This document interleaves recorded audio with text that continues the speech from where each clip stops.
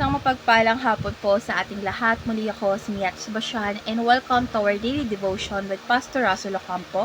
And today is September 4, 2025 and our topic is all about ano ang secret ng Diyos. So our concept is all about secret will. So yung secret will of God ay tumutukoy sa kanyang mga nakatagong plano at kautusan na siya lamang ang nakakaalam. Ito ang eternal na plano ng Diyos na gumagabay sa buong sanlibutan at nagtatakda ng lahat ng mangyayari. So, hindi ito katulad ng revealed will na makikita natin sa Biblia dahil ang secret will ay madalas lamang nalalaman kapag ito'y nangyari na. So, ipinapakita nito na ang soberanya ng Diyos, lahat ng nangyayari ay ayon sa kanyang banal at mabuting kalooban, kahit hindi pa natin ito nauunawaan. So, our Bible readings for today is all about Deuteronomy chapter 29 verse 29, ASND version. Ang mga bagay na itinago ng Panginoon nating Diyos ay para sa Kanya lang. Pero ang mga bagay na ipinapahayag niya ay para sa atin at sa ating mga anak magpakailanman, para masunod natin ang lahat ng nakasulat sa kautusan na ito. So, ngayon dadako na tayo sa ating teaching, the secret of God. So, yung first is some secret are hidden forever. So, syempre, may mga bagay na hindi talaga ipapaalam ng Diyos dahil hindi ito para sa atin. So, yung dapat gawin ay magtiwala tayo kahit hindi natin ito alam. Second is some secret are yet to be revealed. So, yung mga bagay na pinapakita ng Diyos sa tamang oras dahil ang kanyang timing is laging perfect at para sa ikakabuti ng kanyang mga anak, which is tayo. And lastly, some secrets are revealed to God's people and hidden to others. So, yung may mga misteryo ng kaharian ng Diyos na naiintindihan lamang ng mga may pananampalataya. So, ipinapakita ito ng Diyos sa pamamagitan ng kanyang espiritu.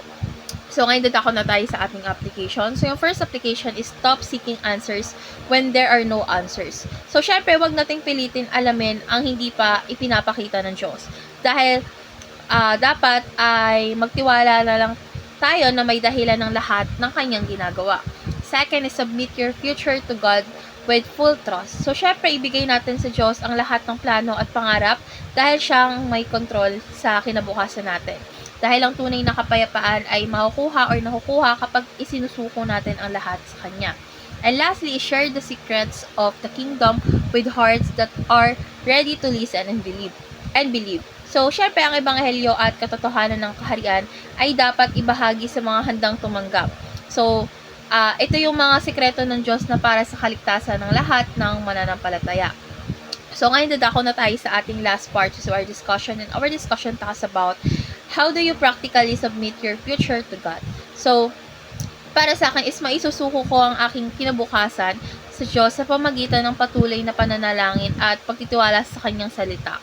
So, syempre, sa halip na mabahala kasi tayo o magplano tayo para lang sa sarili natin o sa sarili nating kagustuhan, ay mas natutunan kong humingi ng gabay sa Kanya at maghintay sa Kanyang tamang oras. For example, kung may mga desisyon tayo sa buhay tungkol sa pag-aaral, trabaho, o pamilya is, syempre, mas pipiliin natin ipagdasal muna at sundin yung mga guides ng Biblia kaysa sa magdesisyon tayo ng padalos-dalos. So, yung natutunan ko naman sa devotion na ito na hindi natin kailangang malaman ang lahat ng detalye ng hinaharap dahil sapat na ang tiyak na kaalaman na hawak ito ng Diyos. So, let's pray po. Lord God, maraming salamat po dahil hawak mo ang aming buhay at kinabukasan.